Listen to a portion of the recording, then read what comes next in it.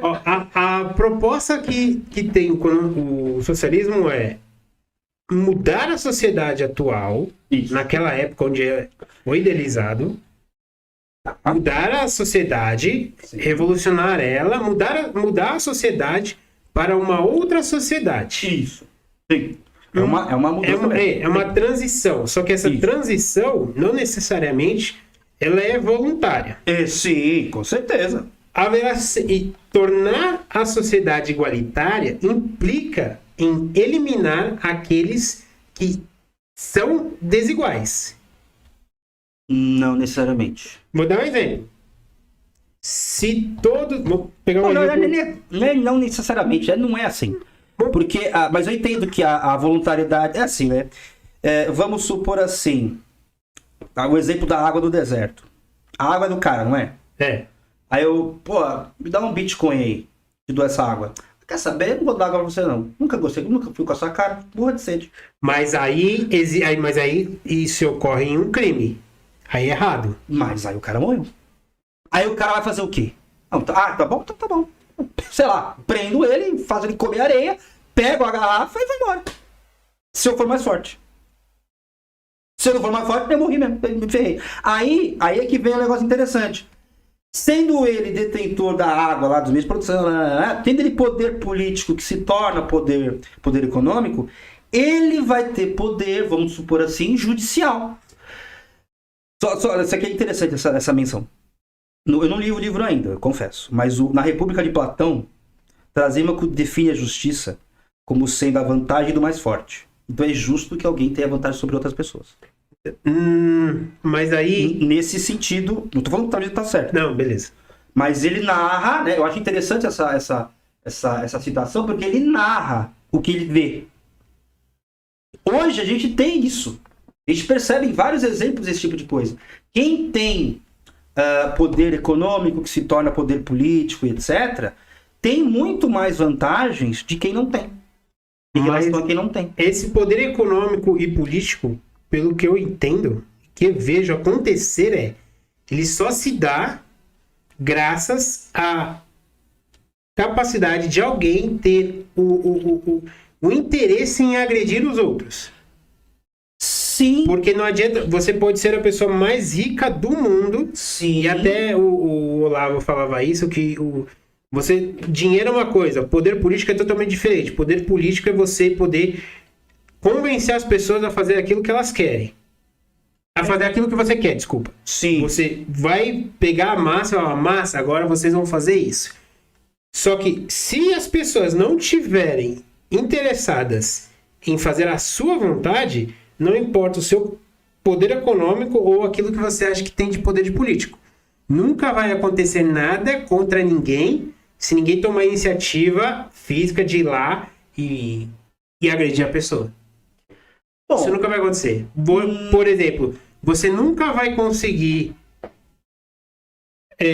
me prender só pelo fato de você ter dinheiro se alguém não vier aqui me prender. Se não acreditar em você, falar, eu acredito no que ele fala, eu acredito que ele está certo. Isso. Por mais que a pessoa pode ter qualquer justificativa.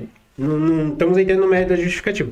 Mas o fato da pessoa, ela sai do ponto A ao ponto B e cumpre aquilo que você faz. Enquanto não houver isso... Tem que ter uma ameaça aí que vai ser coercitiva. Tem que ter a coerção. E quem tem o poder de fazer isso hoje em dia? O Estado. O Estado. Mas é certo? Não, então. É essa a questão, não é, né? Ético e moral fazer. Não é. Só que Não é. Se você faz a ideia, pegar aqui o socialismo, é a mudança da sociedade atual para uma nova, você está falando, vamos pegar essa sociedade que não se encaixa nos padrões, que é aquilo que julgamos ser os certos, então, que foram idealizados, e vamos fazer o seguinte, quem não se enquadrar, iremos remover. Sim, tá. E aí, para você fazer isso, você tem a força política, sim, que são as pessoas que são convencidas pela ideia e que elas vão agir de forma ética, antiética e imoral e agredir outras pessoas. É que, veja, Não, assim, Não, eu entendo o que você tá dizendo. estamos especulando. Não, claro. Mas é interessante esse tipo de discussão, porque aí é onde a gente começa. Veja, eu sempre gostei de conversar, debater e tal. E é interessante, né? O anarcocapitalismo, ele é interessante da parte da anarquia. Por quê? Porque fala assim, ó, não precisa ter, até me cuide se eu estiver errado. Ó, não precisa ter chefe, não, todo mundo, trocas voluntárias, todo mundo assim, pessoas pacíficas. Não, A gente aí, não vai se matar e tal. Anarquia, ela não é a ausência de hierarquia Ausência de poder. e de ordem. De poder coercitivo. Tá, entendi. Tá? Tipo, somos uma tribo onde voluntariamente elegemos ali Perfeito. um líder. Perfeito. Temos aqui uma hierarquia. A família. A família é um grupo anárquico. Sim. Que você ali sabe que seu pai é a autoridade máxima, sua mãe também. Uhum.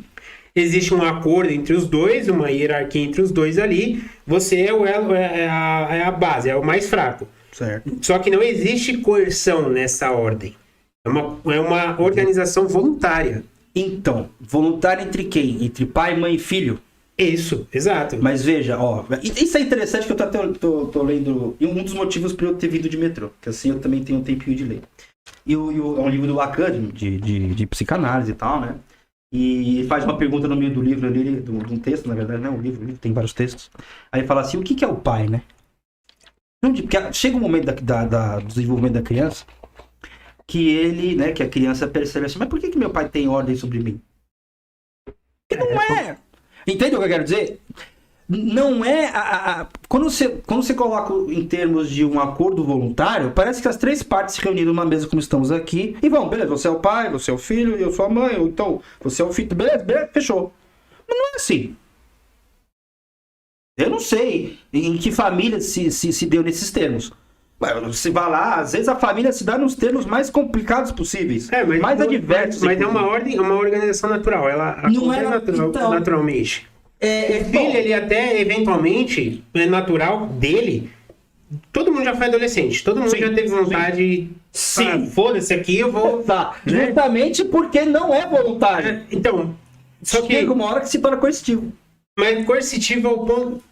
Qual o sentido? Vou colocar. Qual o coercitivo que eu conheço, que eu entendo de ser coercitivo é você ser impedido à força e à violência de fazer alguma coisa. Sim, Obrigado. isso na família acontece sempre.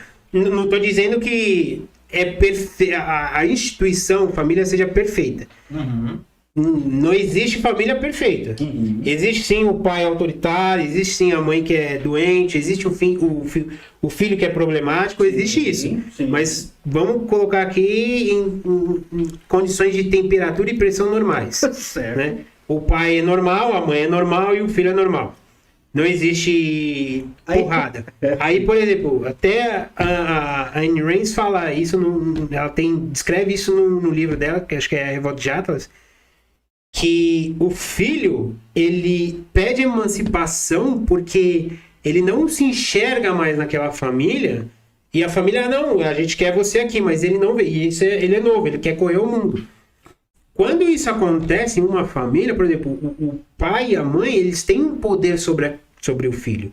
Mas esse poder se limita ao respeito que o filho tem pelos pais. Só que vai chegar uma hora que o filho vai falar, mãe, pai, não tô gostando disso aqui, eu quero mudar, quero que as coisas sejam diferentes. Aí o pai e a mãe vai falar, beleza.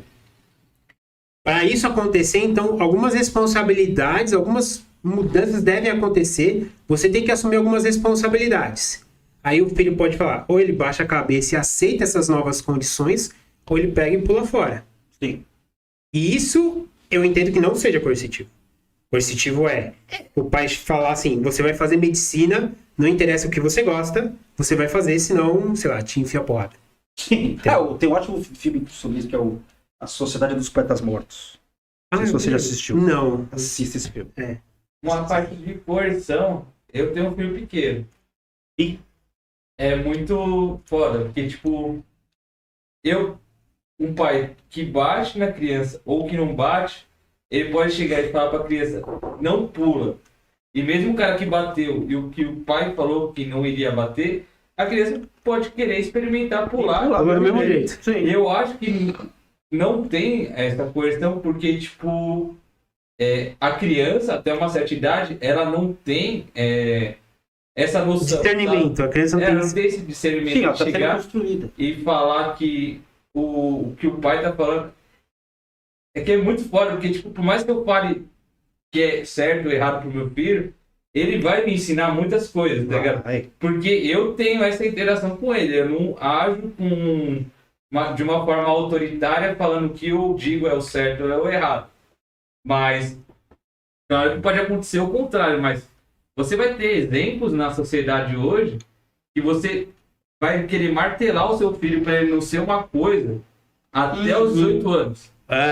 Mas só que ele Só de vai ser raiva ele se porque torna. não só por raiva, porque por exemplo. ele é isso. rebeldia. também. Rebeldia. Também. Ele é isso. Então, Também. tipo, a coerção não existe porque se você nasce de um jeito, você não vai conseguir falar, meu, a mesma coisa, se você fala, eu sou canhoto, ele nasceu canhoto, não adianta o pai querer fazer ele chutar com a perna direita a vida inteira, porque ele sempre vai ser canhoto, porque ele é canhoto. Mas aí é a condição natural do cara.